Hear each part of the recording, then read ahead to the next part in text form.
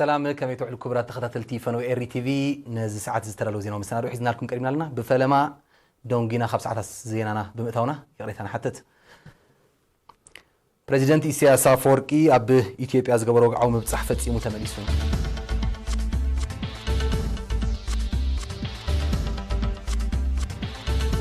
زواجاش باركاب مرد مخته لمعات معرباو زوباز تسلاسل سرحت تجمجمو أب دوبا قيح بحري نصفت محدرا قرب 6 ما يستخايد تعرض يتاون بار تقليتو روسيا تشاينا ايران اب هندا وقيانس بحري عمان لممد حيل بحري كايدالو جابان نبزوا ماك لاي مبراق احد حيل بحري كتلف مخان حبير روسيا لعل فتنه دمص يكون شف زغل ميسايلنا مسارع كل خلاص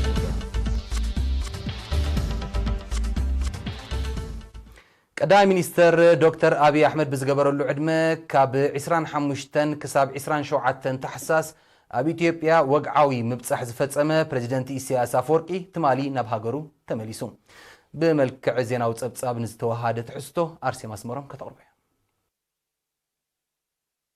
بريزيدنت إسياس أفورقي بعد ما قدم مينستر دكتور أبي أحمد أبي إثيوبيا زغبرو ناي سلسته معالتات وقعوي مبصح فصيمو أب ساعتات قدم قطري ناب هاغرو تمليسو أب زعدت زي بريزيدنت إسياسن قدم مينستر أبي أحمد ناب زكايد وركب بمسرته بتشعه حمله 2018 أب اسمراز تختمه أواج سلام محزنتن كلتا أوزمدنان متحققازن مدنفع أب 2020 قدامنا تابزو هابوم أقدست تصلاتات بقندو دما أب مديات تحت غرصاوي متأسسارن لمعاتاوي مدباتن شبوطات مدباتن متكبار تميايتام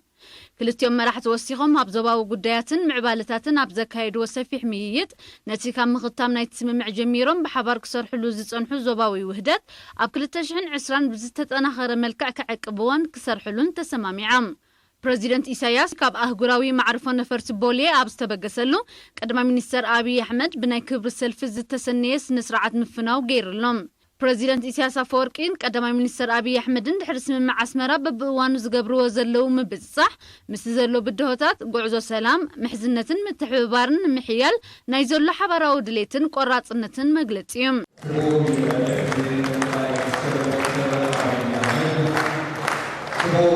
از خمزين كلنا قدم مينستر فدرالاوي ديمقراطياوي ريبابليك إثيوبيا دكتور أبي أحمد نكبري بريزيدنت إسياس أفورقن مسؤول زتغعز العلواي لوخن 26 تحساس نايدرار انغدوت غيروم ابت انغدوت بريزيدنت سهله ورق زوده مكتل قدم مينستر دمق مكنن ሚኒስተራት መራሕቲ ሃይማኖት ዓበይቲ ዓዲ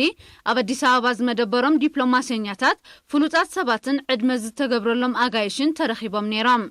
ቀዳማይ ሚኒስተር አብይ ኣብ ዘስማዖ መደረ ኣብ ዝዑደት ምስ ፕሬዚደንት ኢሳያስ ኣብ ብልጽግና ኣተኪሮም ነዊሕ ዝወሰደ ዘተ ከም ዘካይዱ ብምጥቃስ ራእይና ድሙቕ ስለ ዝኾነ ብዓጸፋ ስራሕ ከም ዝሰምር ርግጸኛታት ኢና ድሕር ምባል ኤርትራን ኢትዮጵያን ዝጀመረኦ ጉዕዞ ሰላምን ምሕዝነትን ብመደባት ሓባራዊ ብልጽግና ክድርዖ ኣብ ሓያሎ ጽላታት ብሓባር ይሰርሓ ከም ዘለዋ ኣረጋጊጾም እታጋጣሚ ናገዳስነት ሰላምን ሰናይ ጉርብትናና ብልጽግና ብዝገልጽ ሙዚቃውን ባህላውን መደብ ደሚቑ ነይሮም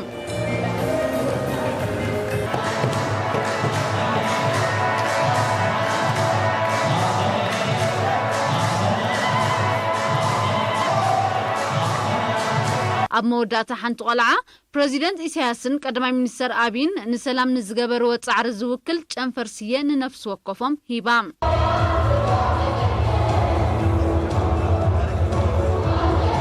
أبزي كاب 25 كساب 27 تحساس زتخايدة ناي سلسة معالتات وقعوي عدد مينستر قديات وطعي آتو عثمان صالح أما خار بريزيدنت آتو يمان قبر أبن دايركتر أبيت صحفة بريزيدنت آتو أمين حسنن مس بريزيدنت إسياس أفورقي حبيرون تقعيزم نيرام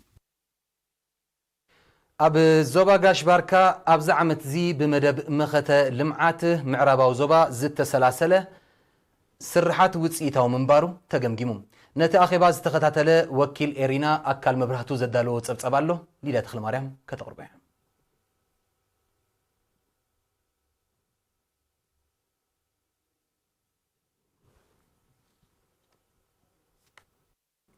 أبزوا قاش باركا بموهاد مدب مختل معاتنا تمرحة أب مرققات قرب ماي متقانن مسرحن ترقاتاتن بينتوتاتن مخعبات مهر تحرشان تريتن محقات صقومات درابيتات مئكاب حرشاو إتات مقراب مهنات كزنت ماين مفواس مايكواتاتن زد تقالل وتسيتاو سرح كمتعمى بإسان حموشتن تحساس أبارنتو عبستخايدة ركب تقمقيمو እቲ ብተሳታፍነትን ምውሃድን ህዝቢ ሰራዊት ኩባንያታት ህንፃ ሰገንን ብድሆን ኮርፖሬሽን ዘራእትን ጥሪትን ጨናፍር ሚኒስትርታትን ማሕበራትን ህግደፍ ማእከል ስልጠና ሃገራዊ አገልግሎትን ካልኦት መሻርክትን ዝተዓመ ስራሓት ማሕበረ ቁጠባዊ ህዝቢ ዞባ ኣብ ምምሕያሽ ልዑል ተራከም ዝነበሮ ኣወሃሃድ ምኽተ ልምዓት ምዕራባዊ ዞባ ብሪጋደር ጀነራል ተኽለ ክፍላይ አብሪሆም እቲ ልዑል ውህደት ዝተራእየሉ ስራሕ ብፍላይ ኣብ ምርግጋጽ ቀረማይን ምግራብን ኣንፈት ዝህብ ውፅኢት ከም ዝነበሮ ዝጠቐሰ ብሪጋደር ጀነራል ተኽለ ኣብ ዝቕጽል ዓመት ብፍላይ ኣብ ምህናፅ ኣብያተ ትምህርትን ካልኦት ማሕበራዊ ኣገልግሎታት ምጽጋንን ምህናፅን ጽርግያታት ምግራብን ምሕላው ጥሬት ኣከባብን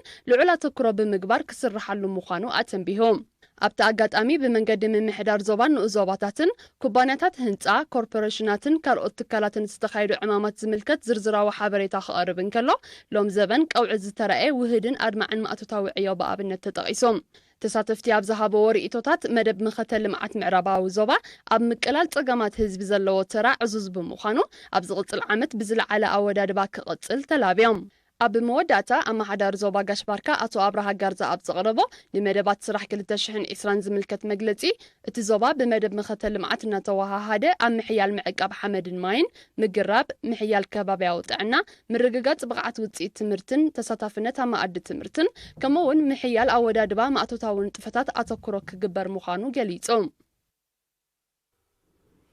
ኣብ ደቡባዊ ቀይሕ ባሕሪ ንጽፈት ምሕደራ ቀረብ ዝተማይ ዝተኻየደ ጻዕሪ ውፅኢታዊ ምንባሩ ኣብ ከተማ ዓሰብ ኣብ ዝተኻየደ ኣኼባ ተገሊጹ። ወኪል ኤሪና ኣሕመድ ዳኒ መሐመድ ዘዳለዎ ዜናዊ ጸብጻብ ዮናስ አብርሃም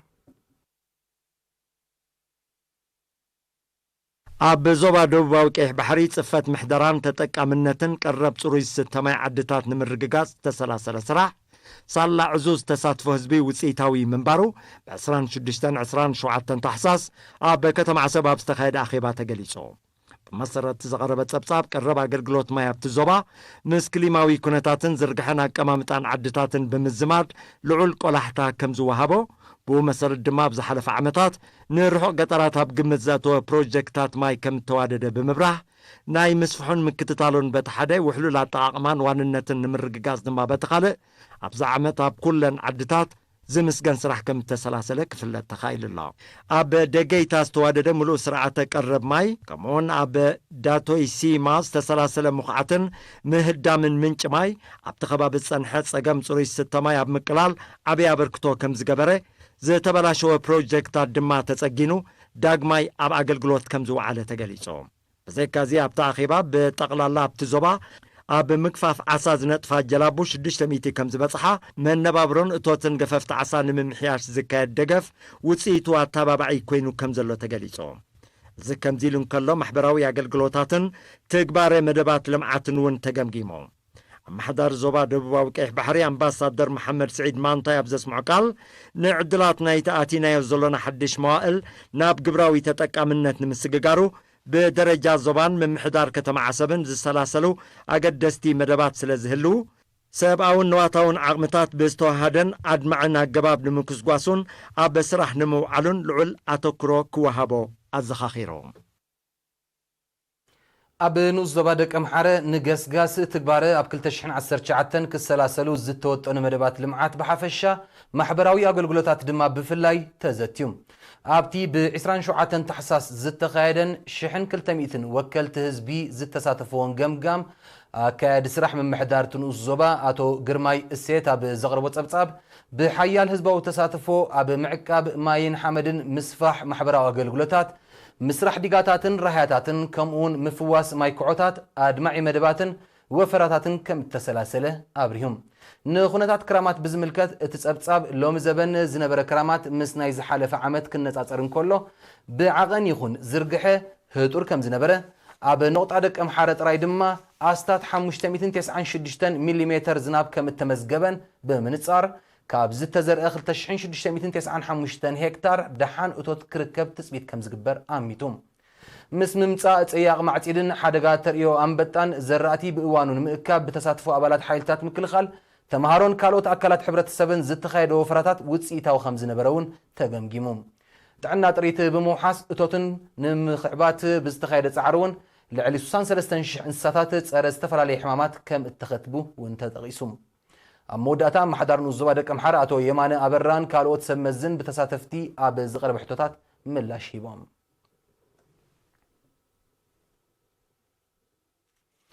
ምሕያል ርክብ ህዝብን ፖሊስን ኣብ ምቅላዕ ገበነኛታት ፈጸምቲ በደልን ዘለዎ ተራ ዓብ ስለ ዝኾነ ንምሕያል ክስራሕ ከም ዝግባእ ኣብ ንዞባታት መንደፈራን ዓዲ ቀይሕን ንሕጊ ጠቀስ ኣብ ዝተዋህበ ኣስተምህሮ ተሓቢሮም ሓላፊ ምክልኻል ገበን ዞባ መንደፈራ ኣቶ እስማዒል ሁሴን ብ24 ታሕሳስ ንተምሃሮ ወለድን ኣባላት ኮማው ፖሊስን ኣብ ዝሃቦ ኣስተምህሮ ንዕላማ ምቋም ኮማው ፖሊስ ምሕያል ርክብ ህዝብን ፖሊስን ኣብ ምቅላዕ ገበነኛታትን ፈጸምቲ በደልን ኣብ ኣተኣላልያን ኣተሓሕዛን ጉጉያት ትሕቲ ዕድመ ምሕላው ባህልን ክብርታት ሕብረተሰብን ኣብ ዝብሉ ኣርእስታት ሰፊሕ መብርሂ ሂቡ ኣብዚ ዓመት እዚ ዝተፈጸሙ ጥሕሰት ሕግን ገበናትን በደላትን ምስ ዝሓለፈ ዓመት ብምንጻር ከም ዝነከየ ጠቂሱ ድማ መብዛሕትኡ ትምህርቲ ኣቋሪጾም ኣብ ዘየድሊ ወልፍታት ብዝተዋፈሩ መንእስያት ዝተፈጸመ ምዃኑ ብምብራ ናብ ዝተሓተ ደረጃ ንምውራዱ ሕብረተሰብ ኣብ ጎኒ ፖሊስ ኮይኑ ተሳትፍኡ ክዕዝዝ ጸዊዑ ሓላፍ ፖሊስ ትራፊክ ዞባ ደቡብ ሜጀር መሓሪ ኪዳነ ብግድኡ ተምሃሮ ንድሕነቶም ሕግታት ትራፊክ ኣኽቢሮም ክኸዱን ካብ ዘይተደለየ ወልፍታት ክርሕቁን ብምትሕሳብ ወነንቲ ኣብያተ መስተ እውን ትሕቲ ዕድመ ቆልዑ ካብ ምእንጋድ ክቁጠቡ ኣተሓሳሲቦም ኣብ ንዞባ ዓዲ ቀይሕ ዝተዋሃበ ተመሳሳሊ ኣስተምህሮ ድማ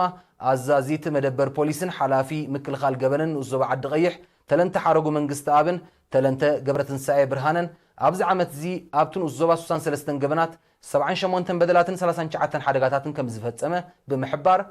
ህዝብን ተምሃሮን ሸለልትነት ዘየድሊ ጎነፅን ከወግዱ መኺሮም ሕጊ ዘይምፍላጥ ካብ ተሓታትነት ስለ ዘየድሕን ህዝቢ ኣፍልጡ ኣብ ሕግን ሳዕቤናቱን ክዕቢ ድማ ተላብዮም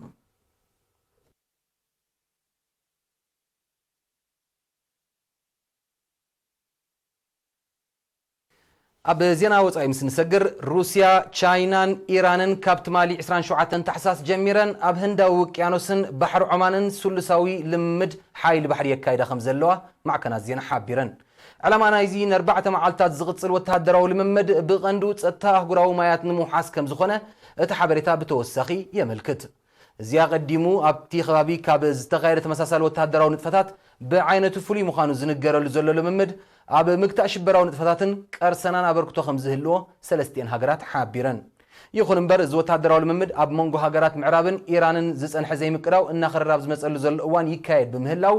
ናብ ሃገራት ምዕራብ ዝቐንዐ መልእኽቲ ከም መሓላልፍ ከም ዝኽእል ተንተንቲ ፖለቲካ ይእምቱ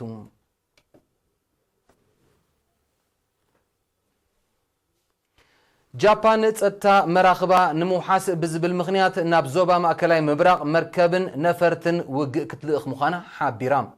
እቲ ውጥን መዓስ ከም ዝትግበር እኳ እንተዘይተሓበረ ካቢነት ሃገር ብ27 ታሕሳስ ከም ዝለጽደቐዩ ዝግለጽ ዘሎ ኣስታት 9 ዓመታዊት ናይቲ ጃፓን እትዎ ዘይተጻረየ ነዳዲ ብማእከላይ ምብራቕ ከም ዝሓልፍ ዝፍለጥ ኮይኑ ዕላማ ዝሓድሽ ወተሃደራዊ ተልእኾ ንዕኡ ንምውሓስ ምዃኑ እዩ ዝቃላሕ ዘሎ ይኹን እምበር ጸጥታዊ ኩነታት ናይቲ ዞባ እናባእሳ ኣብ ዝመጸሉ ዘሎ እዋን ይትግበር ብምህላው ነቲ ኩነታት ከየጋድዶ ሓያሎ ተንተንቲ ስጋኣቶም ይገልጹ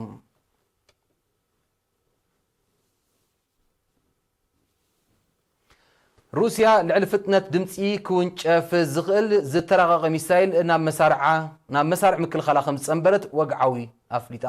በዚ ድማ እታ ሃገር 20 ዕጽፊ ልዕሊ ፍጥነት ድምፂ ክውንጨፍ ዝኽእል ሚሳይል ኣብ ኣገልግሎት ዘውዓለት ናይ ፈለማ ሃገር ክትከውን ከም ዝኽኣለት ሚኒስትሪ ምክልኻል እቲ ሃገር ሓቢሩ እቲ ሚሳይል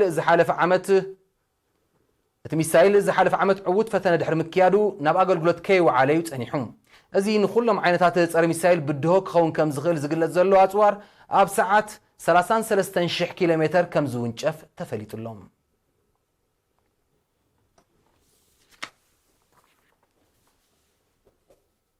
نستعد استرالو زيناو مسنادو تزازيمو له بروح معلتي